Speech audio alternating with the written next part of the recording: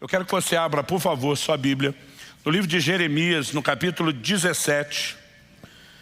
E nós vamos ler juntos do versículo 5 até o versículo 10. Esse texto vai ser tanto o nosso ponto de partida, como também o trilho da nossa reflexão hoje. E eu vou ler na Nova Almeida atualizada. Jeremias 17, de 5 a 10. Assim diz o Senhor: maldito aquele que confia no ser humano, que faz da carne mortal o seu braço e cujo coração se desvia do Senhor. Porque ele será como arbusto solitário no deserto e não verá quando vier o bem. Pelo contrário, morará nos lugares secos do deserto, na terra salgada e inabitável. Bendito aquele que confia no Senhor e cuja esperança é o Senhor. Porque ele é como a árvore plantada junto às águas, que estende as suas raízes para o ribeiro e não receia quando vem o calor. Porque as suas folhas permanecem verdes, e no ano da seca não se perturba, nem deixa de dar fruto. Enganoso é o coração, mais do que todas as coisas, e desesperadamente corrupto. Quem poderá entendê-lo? Eu, Senhor, sondo o coração. Eu provo os pensamentos, para dar a cada um, segundo os seus caminhos, segundo o fruto das suas ações. Meu Deus, suplicamos graça, favor do alto, a liderança do Teu Espírito, o Espírito da verdade, e te pedimos que o Senhor nos permita ter mais do que informação, mais do que apenas arrazoar no nível mental, que a Tua palavra fale aos nossos corações, que o Teu Espírito nos ajude, ó Deus, no processo de absorvê-la, corresponder com ela, que haja aquela aplicação pessoal que só o Senhor pode fazer e que haja a liberação dos céus. Aquilo que o Senhor planejou para esse tempo, para essa hora, nós oramos que se cumpra em nome de Jesus. Amém. Amém. O tema da minha mensagem hoje é uma pergunta: como saber se confiamos em Deus? O texto começa apresentando duas pessoas de comportamento distinto. Um é aquele que confia no homem, faz da carne mortal seu braço e o coração se aparta do Senhor. Foi classificado como maldito. Mas o outro, classificado como bendito, é aquele que confia no Senhor e cuja esperança é o Senhor. Depois de apresentar esses dois comportamentos, um de confiança e outro não, é que nós temos na sequência aqui os versículos 9 e 10. No 9 nós lemos: enganoso é o coração mais do que todas as coisas. Depois dessa afirmação, Deus, por meio do profeta Jeremias, questiona: quem poderá entendê-lo? E com isso Deus está denunciando a limitação, a dificuldade do homem de entender o próprio coração. Ou seja, saber com certeza se você está se movendo em confiança ou não, não é algo que você poderá dizer: eu cheguei a uma conclusão segura apenas examinando o seu próprio coração. Porque o coração é enganoso e cada um de nós tem dificuldade de conhecê-lo. Mas depois de fazer a pergunta: quem poderá conhecê-lo? Deus responde: não você, eu. E diz: eu, Senhor, sondo o coração, eu provo os pensamentos. Em outras palavras, ele está dizendo: eu esquadrinho aquilo que você não pode esquadrinhar. Eu consigo penetrar numa dimensão de análise, de avaliação e leitura do seu coração que você jamais conseguirá. Agora Deus está dizendo: eu não apenas leio o que você não lê. Depois ele dizer que sonda o coração, que prova os pensamentos, e diz assim: para dar a cada um segundo os seus caminhos, segundo o fruto das suas ações. Em outras palavras, Deus está dizendo: eu não apenas faço a leitura que você não faz, mas eu tenho o poder de tirar o que está do lado de dentro e sinalizar, expor do lado de fora. Eu retribuo de acordo com aquilo que está dentro de você e você não consegue enxergar. Ou seja, para responder como saber se confiamos em Deus, nós dependemos não apenas de uma autoavaliação, de um autoexame. Nós dependemos do exame do auto. E o Deus que nos examina, Ele também expõe. Portanto, o que eu quero te apresentar a partir desse texto começa, em primeiro lugar, por uma diferença de atitude, do que confia e do que não. Esse vai ser o primeiro tópico que eu vou abordar aqui. Mas depois, em segundo e terceiro lugar, como segundo e terceiro tópicos, nós vamos avaliar os sinais que acompanham o que não confia em Deus e é classificado de maldito. E depois nós vamos avaliar os sinais que acompanham o que confia em Deus. E eu entendo que esses sinais, essas declarações, são, como Deus disse logo depois na sequência, a forma dele mostrar para nós se confiamos ou não confiamos nele. Então, eu gostaria que juntos nós pudéssemos, considerar essas verdades. Em Deuteronômio 30, de 15 a 18, Deus diz, olha, se vocês me obedecerem, guardarem os meus estatutos, vocês serão abençoados. Mas se vocês se apartarem de mim, vocês serão amaldiçoados. Normalmente nós pensamos no modelo de bênção ou maldição de acordo com obediência ou desobediência. Alguns não conseguem associar isso com o que Jeremias, da parte do Senhor, está falando, confiança ou falta de confiança. Mas a verdade é que não só temos um texto que explicitamente relaciona bênção e maldição com confiança ou a falta dela, como também podemos entender o seguinte, há uma ordenança bíblica para que eu e você creiamos e confiamos em Deus.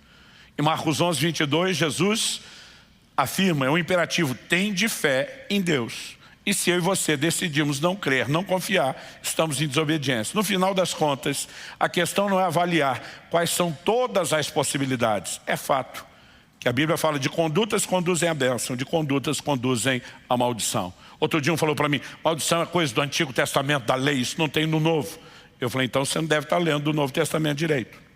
Hebreus capítulo 6, versículos 7 e 8 dizem assim, a terra que absorve a chuva, que frequentemente cai sobre ela e produz erva útil para aquele que a cultiva, recebe bênção da parte de Deus. Mas se produz espinhos e abrolhos, perto está da maldição e o seu fim é ser queimado. Bênção ou maldição, depende se você corresponde ou não a Deus. Um outro dia me falou, está falando de terra o texto? Eu falei, não. Olha os versículos anteriores. Ele está falando de crente bom e crente ruim. Crente que corresponde com Deus e crente que não. E aí ele entra com a alegoria de terra boa e terra ruim. Dizendo que a terra que corresponde, bênção. A que não corresponde, maldição. Aliás, ele diz a terra que não corresponde está perto da maldição. Seu fim é ser queimada. A terra literalmente não queima. Nós sabemos que ele está falando de um outro incinerador. Ô, palavrinha difícil, deixa eu tentar de novo. Nós sabemos que ele está falando de um outro incinerador. Ele está falando da perdição, da condenação eterna do inferno. Agora, a palavra maldição assusta alguns, talvez porque soe pesado demais, mas no contexto do povo de Deus, maldição não tem mera e simplesmente a ver com uma retribuição no sentido de mera punição. Ela sempre associada à punição, ao caráter justo de Deus, é também vista como expressão de misericórdia e como um chamado ao conserto. Eu vou falar melhor sobre isso no final. Então talvez enquanto eu estiver falando, a sua leitura te deixe mais confortável, Você de repente ouvir no lugar de maldição, correção. Você ouvir no lugar de maldição, disciplina. Mas o que quer que você resolva ouvir, eu vou falar do jeito que a Bíblia diz, maldição. Ok? Então, em primeiro lugar, vamos falar da diferença de atitude dos dois e depois, como eu disse na sequência, os sinais da maldição e depois os sinais da bênção. No versículo 5, quando o texto começa dizendo, maldito o homem que confia no homem. Interessante que o texto não diz apenas, maldito o homem que confia no homem, mas ele diz que faz da carne o seu braço e aparta o seu coração do Senhor. O problema não é confiar no homem. O problema é a substituição, quando você escolhe confiar no homem e não em Deus. Porque as pessoas às vezes apresentam meias verdades. Eu me lembro de muitos anos atrás, no início da nossa igreja, tivemos uma situação onde precisamos corrigir uma pessoa no nosso meio. Porque ela vinha demonstrando uma grande dificuldade de expressar confiança em qualquer nível de relacionamento, desde a família. Isso estava gerando, obviamente, prejuízo, mas também se estendendo para questões ligadas ao trabalho e dentro do contexto da igreja. Relacionamento com o líder, com o liderado, sempre o mesmo problema da falta de confiança. Quando fomos confrontar a pessoa no sentido de ajudá-la a enxergar o erro e crescer, o camarada tentou se defender usando esse texto. Maldito o homem que confia no homem. Tipo, não tem que confiar em ninguém. Falei, se você está certo, então eu vou andar na sua doutrina. A partir de hoje, não confio em você. Aliás, por que é que eu devo confiar você em alguma coisa aqui da igreja se você não merece confiança? Então eu vou remover você de todo esse lugar. Ele ficou me olhando assustado. Falei, só estou falando o que você sugeriu. Agora, quando é para você a verdade serve, quando é contra você não serve. Eu falei, você está tirando o texto do contexto. O problema não é confiar nas pessoas. Você vai ter textos, como na lei de Moisés, onde Deus tentava tratar com questões ligadas, por exemplo, ao ciúme do marido em relação à mulher, porque Deus sabe que num ambiente de desconfiança, nenhum relacionamento sobrevive. Então Deus não está falando contra a confiança. Deus está falando de colocar confiança em pessoas, a ponto de substituir a confiança nele. Essa é a diferença. Quem está entendendo o desenho aí, diga amém. Então, quando nós olhamos para isso, há um exemplo na Escritura que para mim não pode ser ignorado, não pode ser negligenciado, que diz respeito a um dos reis de Judá, que é o rei Asa. No segundo livro de Crônicas, no capítulo 16, dos versículos 7 a 9, nós lemos assim: naquele tempo, o vidente Anani, vidente era a expressão usada para o profeta com o qual Deus falava por meio de visões. Naquele tempo, o vidente Anani foi falar com Asa, rei de Judá, e lhe disse: você confiou no rei da Síria e não confiou no Senhor seu Deus. Por isso o exército do rei da Síria escapou das suas mãos. Não é verdade que os etíopes e os líbios formavam um grande exército, com muitos carros de guerra e cavaleiros? Mas porque você confiou no Senhor, ele os entregou nas suas mãos. Porque quanto ao Senhor, os seus olhos passam por toda a terra, para dar força, outra versão diz, para se mostrar forte, aqueles cujo coração é totalmente dele. Nisto você cometeu uma loucura. Por isso, de agora em diante, haverá guerras contra você. Deus está confrontando um cara que já havia confiado e já havia visto milagres.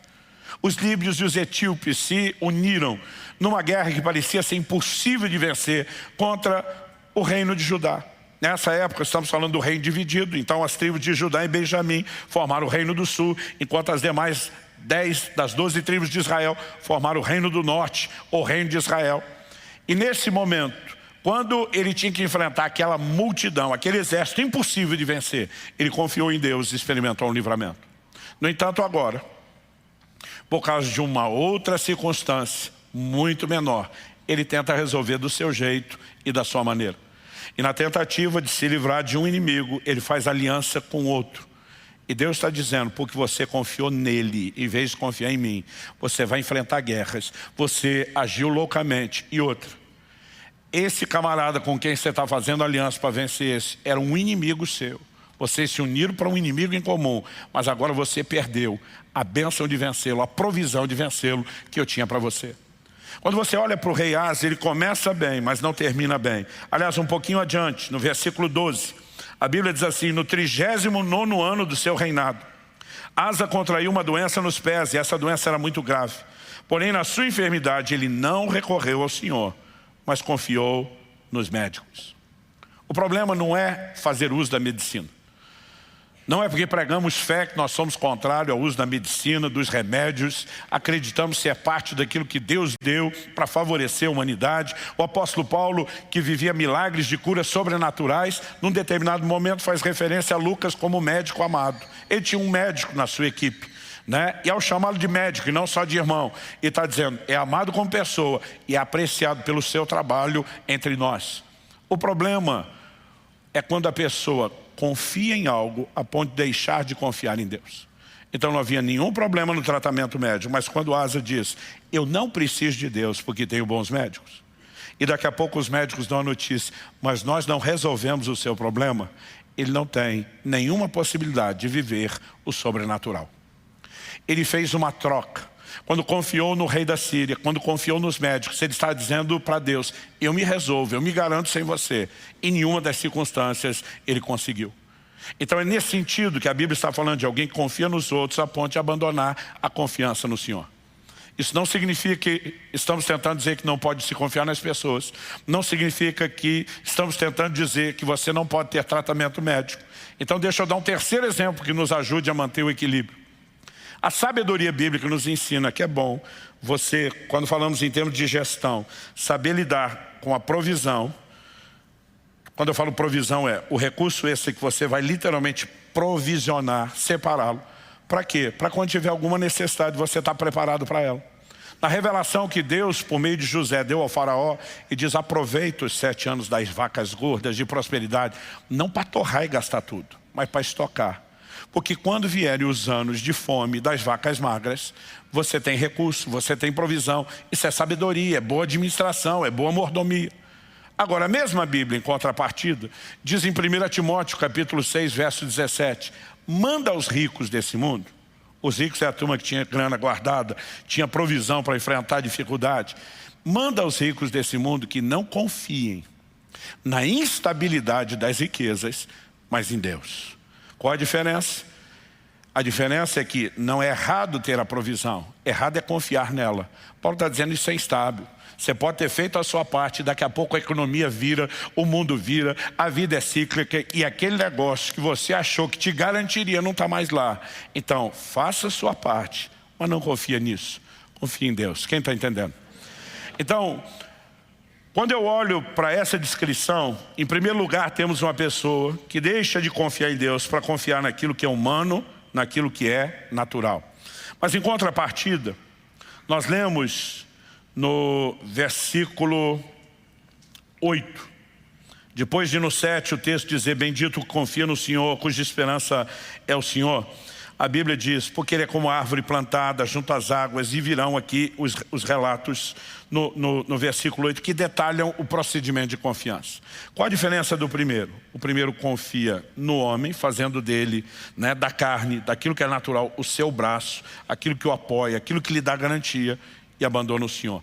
Mas a Bíblia fala de outro, que faz do Senhor a sua esperança, que confia nele.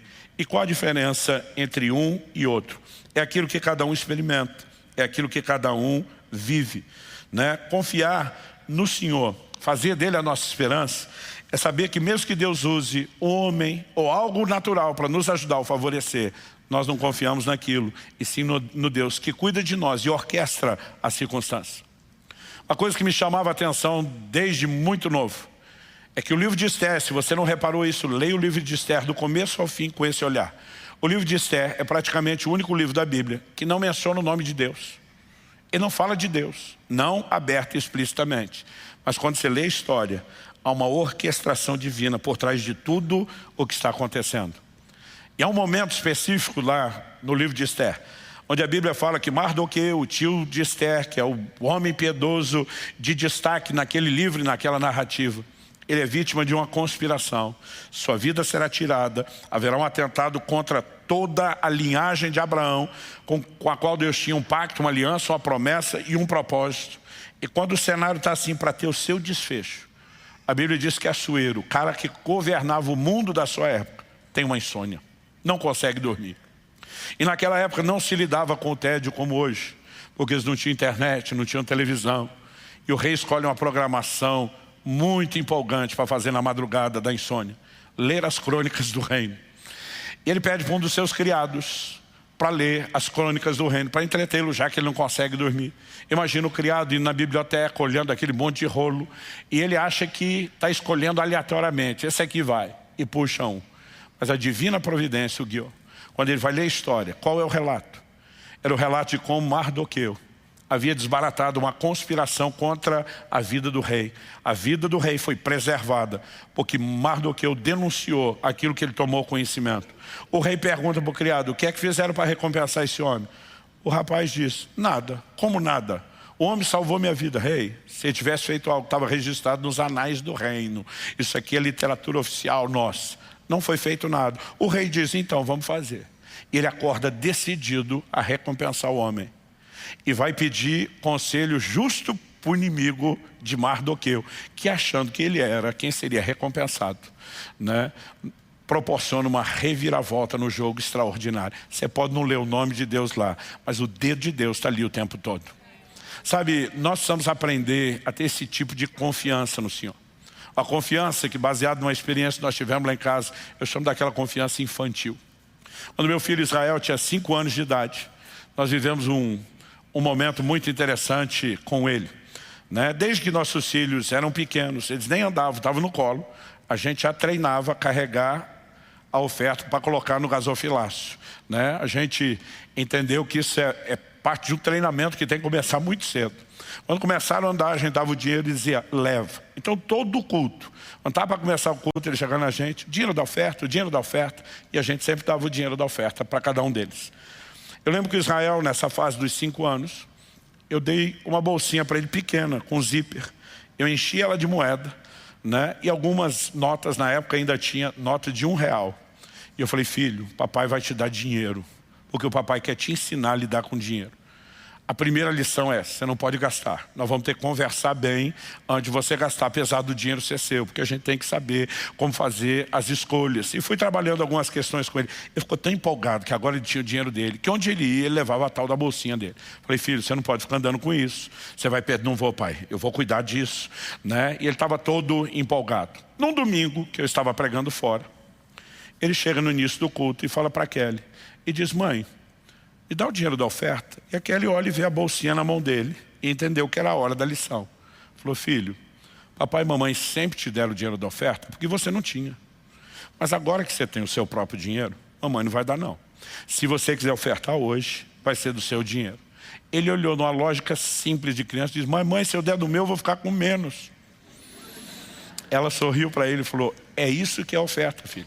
A gente abre mão de alguém importante para nós, para aquele que é mais importante do que qualquer outra coisa. Ela diz, no entanto, você não é obrigado a dar. Mas se quiser dar, é do seu dinheiro. Então pensa o que você vai fazer. Tome a sua decisão. E quando chegou a hora da oferta, que ele estava ministrando louvor com o pessoal, então ela só viu a hora que ele chegou perto do gasofilácio e fez questão de mostrar para ela, tipo, é nota de 1, não é moeda não. Pá, tipo, estou dando grana alta. E botou a oferta, saiu de peito estufado, todo contente. No final, a Kelly foi conversar e disse, filho, mamãe está tão feliz, tão orgulhosa, você fez a escolha certa. Ele falou, mas mãe, lembra que eu falei que se eu desse no meu ia ficar com menos? Ela falou, sim. Ele falou, mas não sou bobo não. Depois que eu conversei com a senhora, comecei a pensar, falei, peraí, posso até ficar com menos no início, mas o pai e a senhora sempre falam que Deus abençoa. Depois que Deus abençoa, eu vou ficar com mais. E ela apenas sorriu e falou, que bom, filho, que você entendeu isso e que você vai crer nisso. Ele falou, mãe, como é que Deus abençoa? O dinheiro cai do céu? Ela falou, não, filho, não é bem assim, né? Deus até pode fazer isso extraordinariamente, mas a forma comum, Deus gosta de usar pessoas. Assim como você já viu Deus usar papai e mamãe para abençoar os outros, você já viu Deus usar pessoas para nos abençoar. Então a gente nunca sabe exatamente como Ele vai fazer, mas a gente confia nele. Ele falou, mãe, falei para Deus, já que Ele vai me abençoar, já até escolhi o que eu quero. E já falei para Ele. E ela falou, que bom, filho, mas mamãe não vai fazer nada, então não adianta você falar para mim. Não, mãe, é Deus que vai me abençoar. Isso foi no domingo. Na segunda noite, uma irmã da igreja liga para Kelly. Conheci, cuidou, ajudou a cuidar de Israel desde que ele nasceu, mas a gente nunca lembra dela ter feito isso antes, embora sempre se expressou muito carinho. Ela disse, Kelly, que número Israel calça? Ela falou, por quê? Ela falou, estou perturbada desde o culto de ontem, que eu tenho que dar um tênis para o seu filho. Aqui ele falou, olha, o número que ele calça é tal. Ela falou, tá bom, obrigado, depois a gente fala. Passou. Na sexta-feira ela apareceu em casa. Quando a Kelly atendeu, viu ela com um pacote, olhou tipo, é aquilo que nós falamos, ela deu sinal que é. A Kelly já gritou, Israel, visita para você. Quando ele entrou na sala, viu aquele pacote, olhou para a Kelly e falou, já até sei o que é. Porque eu pedi a Deus um tênis para Ele me abençoar. E quando ele abriu, ele falou, mãe, não só é o tênis que eu pedi a Deus, mas é a cor que eu pedi para ele. Ele vira para aquela irmã e diz assim, Terezinha, você pode até achar que é você que me deu um presente. Mas deixa eu falar para você, Deus usou você para me abençoar. Porque domingo eu dei minha primeira oferta. E como eu sabia que Ele ia me abençoar, eu pedi um tênis, eu pedi esse modelo, eu pedi essa cor. Ela ficou impressionada com aquilo, então ele dizia, obrigado pelo seu carinho, mas ó, não é você não. Sabe, quando Jesus fala sobre eu e você nos tornarmos como crianças, às vezes nós precisamos ter esse tipo de simplicidade de fé e confiança. Não importa quem Deus use, nós vamos olhar e dizer obrigado pelo seu carinho.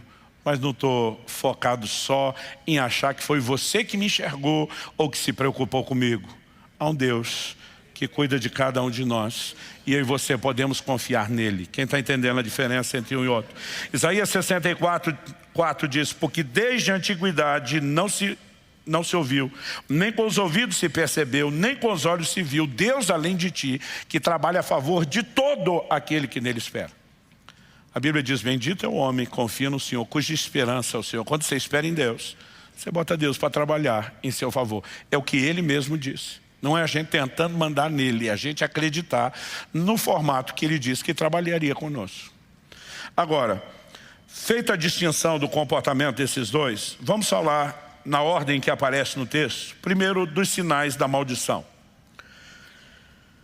Ele será, diz aqui o versículo 6 de Jeremias 17, falando: maldito é o homem que confia no homem, faz da carne o seu braço, aparta o seu coração do Senhor. O verso 6 diz: porque ele será como um arbusto solitário no deserto. Não verá quando vier o bem. Pelo contrário, morará nos lugares secos do deserto, na terra salgada e inabitável.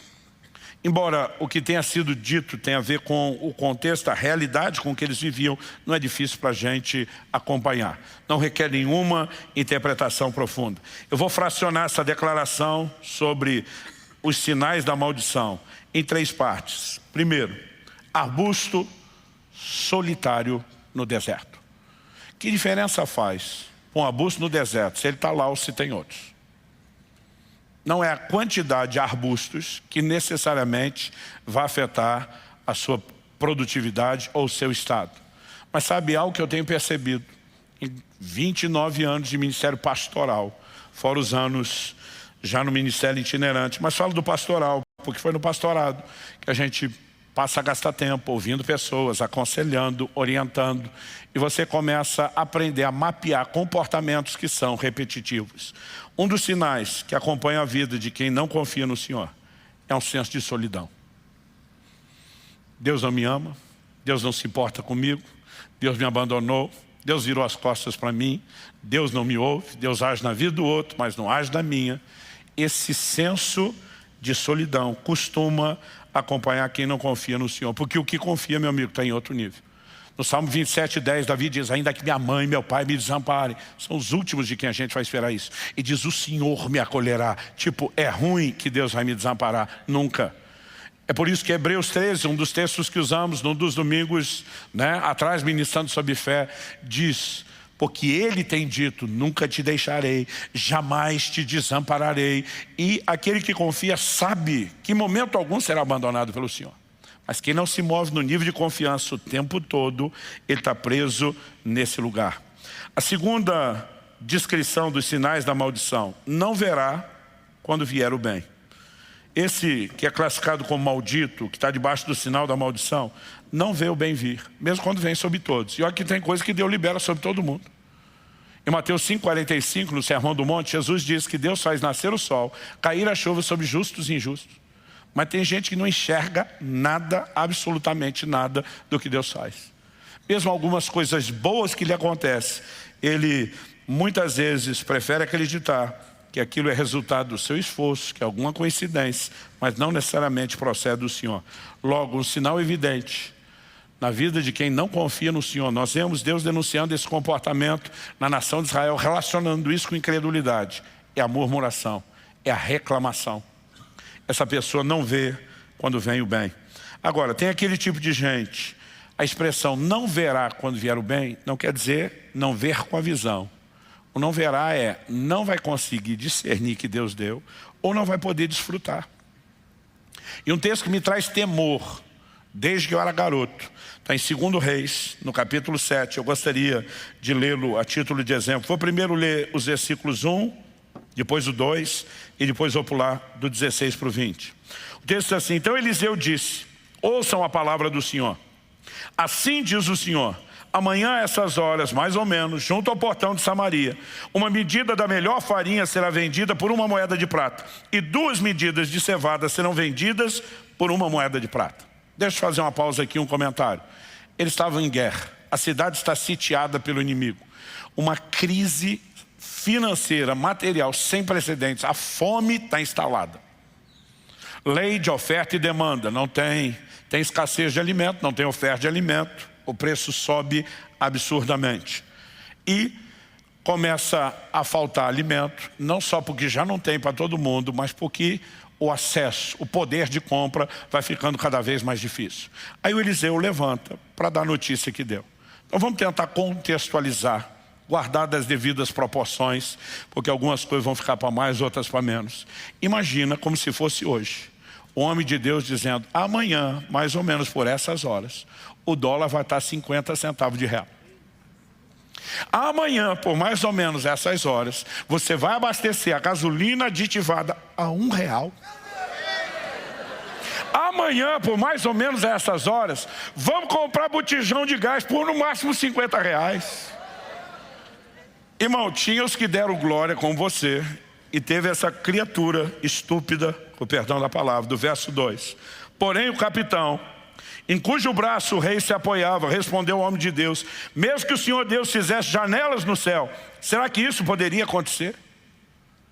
Gente, uma coisa é o cara não querer confiar, outra é ser tão insolentemente incrédulo. E Deus pode rasgar, abrir janela, derramar o que tem. Nem ele dá conta de fazer um negócio desse. E a Bíblia diz, o profeta respondeu: eis que você verá isso com seus próprios olhos, mas não comerá. Ele está no time do que não verá vir o bem, mas não é que não verá com os olhos. Ele diz, vai enxergar, mas não vai desfrutar. O que acontece? Nesse inteirinho até o versículo 16 que eu vou ler. Alguns leprosos, que eram excluídos, tinham ficado do lado de fora da cidade, foram tentar encontrar uma expressão de misericórdia, conseguindo alimento com os inimigos que estão sitiando a cidade. Quando chega lá, descobre que não tem ninguém mais no acampamento. Todo mundo fugiu, deixou tudo para trás. Comida, acampamento, provisão, largaram armas, armaduras, enquanto eles não sabem o que aconteceu. Mas o sítio acabou. Aquele povo desapareceu, mas deixou todas as provisões. Aí aquela turma dizia, e aí, guardamos isso com a gente ou dividimos com a cidade? Eles resolvem, vamos levar as boas novas. Quando levaram a notícia, o verso 16 diz assim: então o povo saiu e saqueou o arraial dos sírios. E assim uma medida da melhor farinha era vendida por uma moeda de prata, e 2 medidas de cevada por uma moeda de prata, segundo a palavra do Senhor. O capitão, em cujo braço o rei tinha se apoiado, foi encarregado pelo rei de guardar o portão da cidade. Mas o povo o atropelou junto ao portão e ele morreu, como o homem de Deus tinha dito quando o rei foi falar com ele. Assim se cumpriu o que o homem de Deus tinha falado ao rei. Amanhã, a essas horas mais ou menos, junto ao portão de Samaria, 2 medidas de cevada serão vendidas por uma moeda de prata, e 1 medida da melhor farinha será vendida por uma moeda de prata. Aquele capitão havia respondido ao homem de Deus: mesmo que o Senhor Deus fizesse janelas no céu, será que isso poderia acontecer segundo essa palavra? Ao que o profeta havia respondido: eis que você verá isso com seus próprios olhos, mas não comerá disso. E assim aconteceu com ele, porque o povo atropelou junto ao portão e ele morreu. Pastor, foi um tumulto no portão, porque o povo descobriu que tinha comida de graça. Eu falei, é verdade, mas com todo esse tumulto, só um foi pisoteado. O único descrente que recebe uma palavra de sentença, né, pelo seu posicionamento aberta e deliberadamente contrário a uma palavra liberada por Deus. A pergunta a ser feita é: que tipo de gente eu e você queremos ser? Esse que não confia no Senhor não verá quando vier o bem. Terceiro e último lugar: morará nos lugares secos do deserto, em terra salgada e inabitável. Esse é o tipo de pessoa que, comparado com o que eu vou falar daqui a pouco sobre o que confia no Senhor, não tem raízes em Deus. E por isso definha não só espiritualmente, como também emocionalmente. Isso é o que de vez em quando a gente chama de gente que tem a vida seca. E sabe, ao olhar para pessoas ao longo de 3 décadas de ministério que não confiam em Deus, acredite, nós vemos essa síndrome, esse conjunto de sintomas, de comportamentos se repetindo. Por outro lado, os sinais da bênção. Vamos lá agora voltar para Jeremias 17, versos 7 e 8. Bendito aquele que confia no Senhor e cuja esperança é o Senhor, porque ele é como a árvore plantada junto às águas, que estende as suas raízes para o ribeiro. Não receia quando vem o calor, porque as suas folhas permanecem verdes, e no ano da seca não se perturba, nem deixa de dar fruto.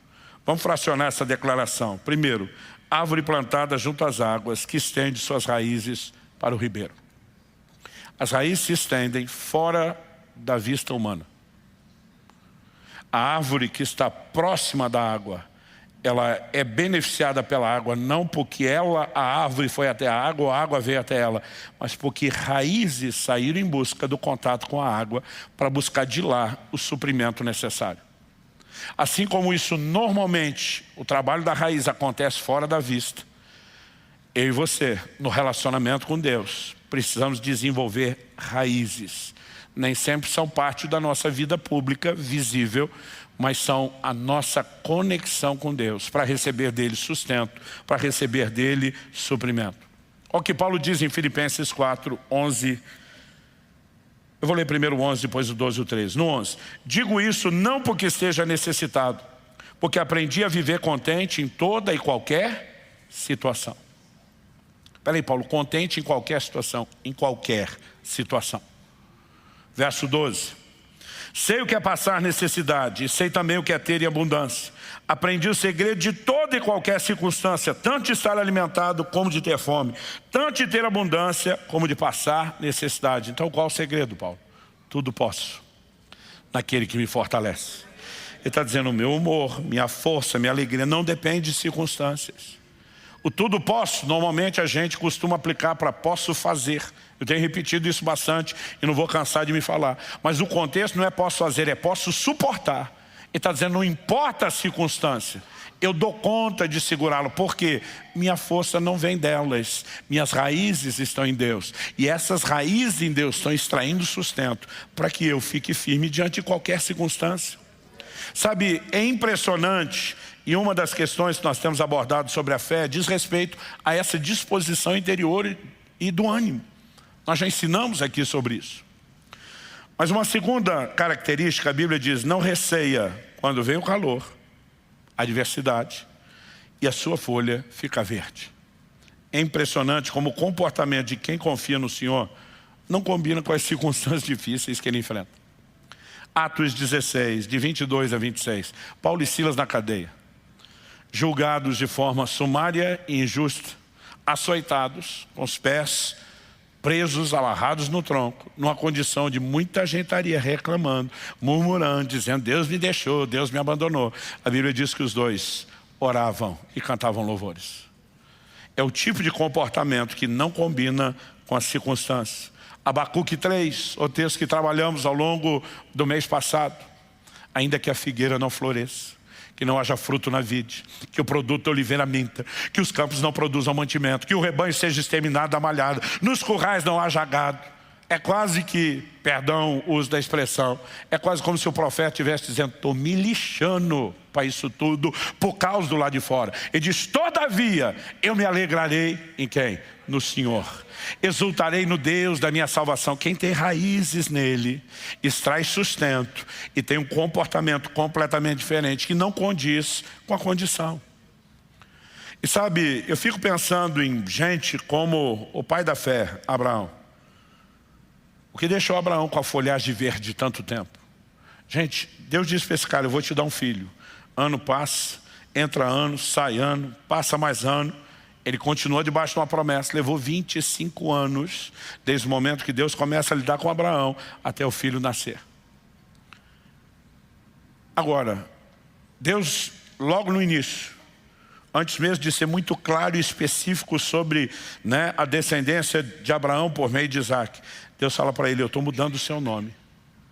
A partir de agora, seu nome é pai de multidões. O cara não tem um filho. Mas a Bíblia diz que ele creu no Deus que chama a existência aquilo que não é como se já fosse. E ele começa a dizer em linha com Deus, como aprendemos aqui, a importância de declarar a palavra. Sou pai de multidão, mas tu não tem ninguém. Se você não está vendo, o problema é seu. Eu estou vendo.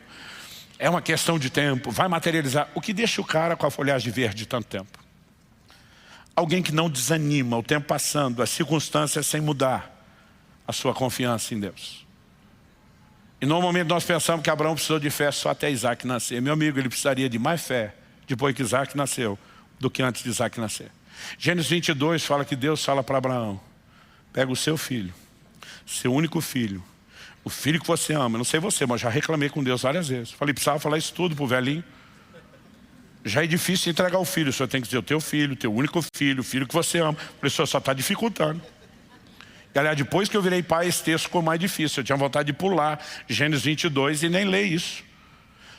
Mas a Bíblia diz no verso 3 que Abraão levanta de madrugada. Sabe o que significa isso? Prontidão. O Senhor mandou, bora executar. Pega seu filho, pega alguns servos e diz todo mundo para o Monte Moriá. Porque Deus deu uma ordem. Não tem esse negócio de vamos despedir, vamos gastar uma semana com o menino. Deus falou, está falado. Agora, a Bíblia diz, depois de 3 dias de caminhada, quando eles avistam o Monte Moriá, Moisés fala para os servos, segura a onda vocês, me esperem aqui. Eu e meu filho iremos, plural, nós dois vamos. Ele diz, adoraremos, plural, e voltaremos. Durante algum tempo eu desconfiava do Abraão. Falei, deixou as testemunhas longe. Não queria ninguém testemunhando o que ele faria. Fingiu que ia trazer o menino de volta, porque sabia que estava indo matar. Mas isso era a minha cabeça com a falta de entendimento. Qual é a explicação bíblica?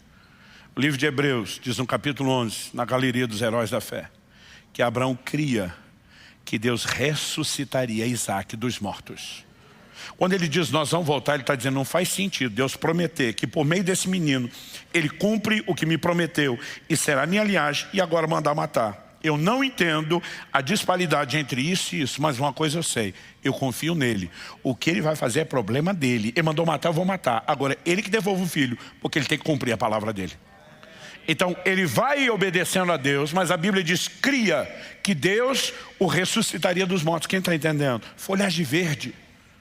Meu amigo, a maioria de nós já teria um chilique, entrava em estado de choque antes disso. Mas aquele confia no Senhor. Não receia, quando vem o calor, sua folhagem fica verde. Último lugar, no ano da seca, não se perturba, nem deixa de dar fruto. Uma coisa é o calor, a outra é o ano da seca. É a estiagem, é o tempo longo sem chuva.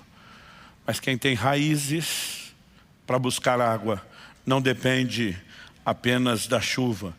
É interessante que o bendito, diferente do maldito, que não vê o bem que vem sobre todos, o bendito não é abalado pelo mal que vem sobre todo mundo. A gente tem determinadas circunstâncias difíceis que todo mundo vai experimentar. De alguma forma, quando a gente passa, a gente acha que é só com a gente. Porque a maior parte do tempo que está acontecendo com os outros, como diz o ditado, pimenta nos olhos dos outros é refresco. Pelo nosso egoísmo, a gente não se identifica, a gente não conecta, a gente não percebe, não mensura. Quando acontece conosco, parece que é só com a gente no mundo. E uma das perguntas que eu mais ouvi como pastor na vida, pastor, por que comigo? Eu digo, porque se não fosse você, era o outro me perguntando por que com ele. Agora, olha o que Jesus diz. Mateus capítulo 7, de 24 a 27. Todo aquele, pois, que ouve essas minhas palavras e as pratica, será comparado a um homem prudente que construiu sua casa sobre a rocha. E Jesus diz assim, observe a ordem. Caiu a chuva, transbordaram os rios, sopraram os ventos e bateram com força contra aquela casa. Vou repetir. Caiu a chuva, transbordaram os rios, sopraram os ventos, bateram com força contra aquela casa. Mas ele termina dizendo, ela não desabou porque tinha sido construída sobre a rocha. Agora ele vai falar de outro. Todo aquele que ouve as minhas palavras e não as pratica, será comparado a um homem insensato que construiu sua casa sobre a areia. Agora olha o que ele diz. Parece Ctrl+C, Ctrl+V, copiou e colou. Caiu a chuva, transbordaram os rios, sopraram os ventos e bateram com força contra aquela casa. A mesma coisa do outro. A diferença, Jesus diz, ela desabou, sendo grande a sua ruína. O que é que eu e você precisamos entender? A adversidade vem para todo mundo. Se você vai ficar em pé ou cair, depende de como você edifica o seu relacionamento com Deus. Agora ele está dizendo, ouve minha palavra e não pratica, não tem estrutura. Ouve minha palavra e pratica, tem estrutura. Por quê? Porque obediência, gente, é uma das maiores expressões de fé. Assim como a desobediência procede da incredulidade. O que é que o diabo foi fazer com Adão e Eva lá no jardim? Deus falou para não comer isso, por quê? Não é bem assim não, está trolando vocês, não quer que vocês sejam que nem ele. O que ele semeou antes de conseguir um ato externo de desobediência? Uma atitude interior de incredulidade. Deus não é quem diz que ele é. Os seus motivos não são os quais ele revelou, que não quer que a gente faça para nos proteger. Ele não está interessado no nosso bem. O que nos faz relativizar a obediência é a incredulidade em quem deu a ordem. Agora, quem não consegue levar a palavra de Deus a sério, no sentido de obediência, vai levar a palavra de Deus a sério quando é a promessa? Isso aqui eu não boto a mão no fogo, não acredito no caráter dele quando ele dá ordem. Mas a hora que deu a promessa, não, agora eu vou que nem louco. Ou você cria vínculo de confiança com o caráter de Deus na hora de obedecer, ou você não vai ter fé para a hora da promessa.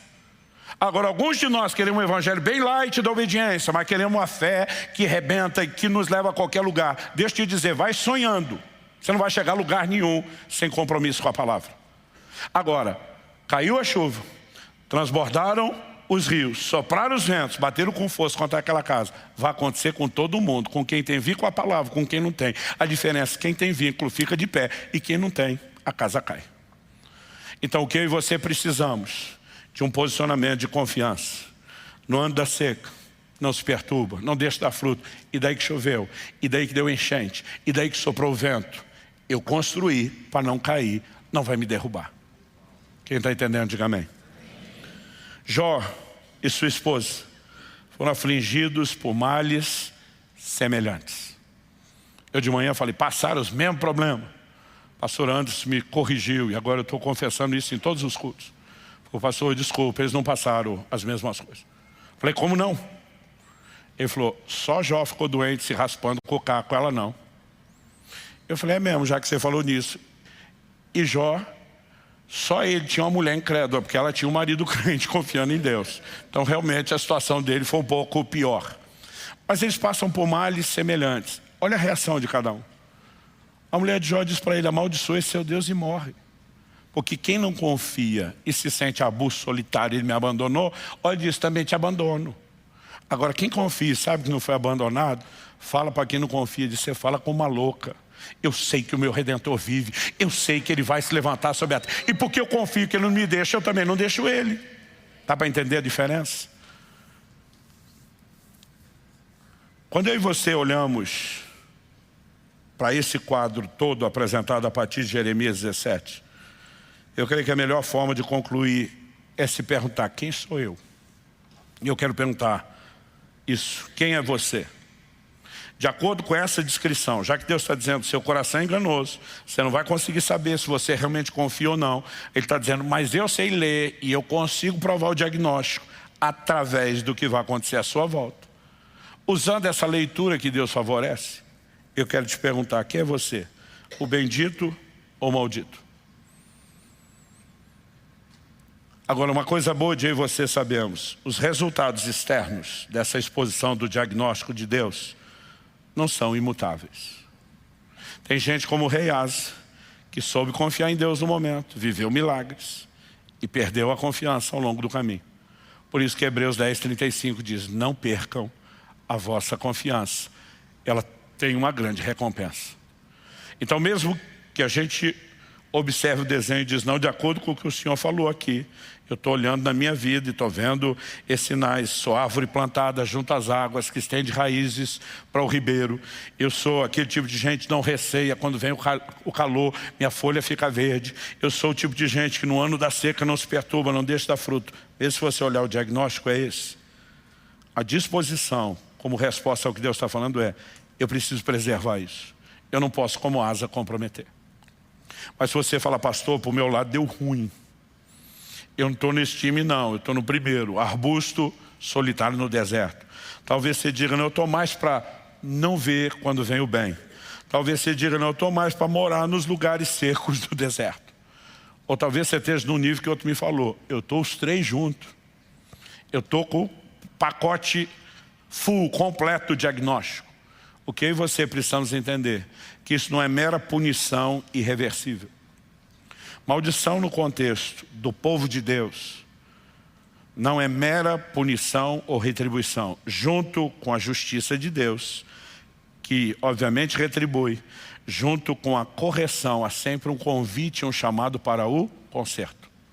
Em Ageu, no capítulo 2, no versículo 17, Deus diz assim, eu os feri. Ele vai dar detalhes de como feriu aquele povo e aquela geração.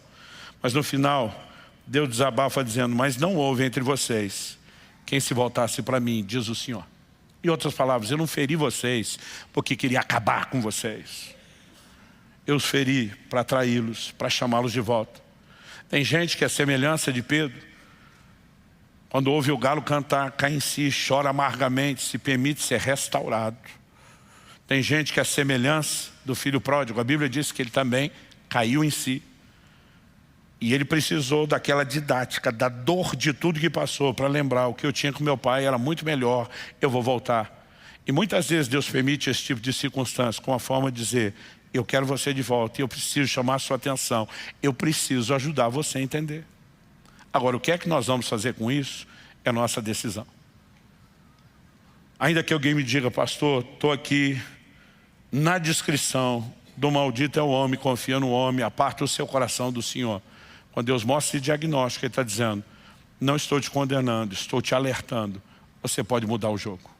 Quem está entendendo, diga amém. Então a minha última pergunta a você, eu encerro aqui para passarmos a ceia. O que é que você vai fazer com aquilo que você ouviu hoje? Vamos orar. Meu Deus, suplicamos mais uma vez que mais do que estimular a nossa mente a uma análise, mais do que fomentar informação, que o Senhor nos permita viver uma consciência espiritual, despertamento, que aquilo que temos ouvido possa gerar resposta, correspondência, e que isso aconteça debaixo da liderança do Teu Espírito. Uma vez que não podemos avaliar o nosso coração sozinho, que não podemos confiar só no autoexame, precisamos do exame do alto. Oramos tanto pelo testemunho do Espírito Santo, por aquilo que o Senhor precisa chamar a nossa atenção e nos corrigir, como também pela capacidade de ler, por meio daquilo que o Senhor revelou nas Escrituras, como estamos vivendo, o que nos está sendo retribuído pelo Senhor. Quais são os sinais, as marcas na nossa vida, se há confiança ou a falta dela. E sabemos que o Senhor tem nos chamado a esse lugar, que o justo viverá da fé, que sem fé é impossível agradar a Deus. Portanto, queremos corresponder contigo e voltarmos-nos para Ti de todo o coração. E por isso eu clamo uma vez mais o favor, a graça, a misericórdia do Senhor sobre cada um. Que a Tua palavra siga produzindo resultado, trabalhando em nós, mesmo depois dessa reunião. Não queremos simplesmente tratar como uma torneira a ser fechada, o interruptor a ser desligado ao sair dessa reunião. Nós oramos que o Senhor começou cresça, progrida e cumpra plenamente o seu propósito na nossa vida. Nós oramos em nome de Jesus. Se você crê e concorda, diga amém. Se você recebe essa palavra, diga: eu recebo em nome de Jesus.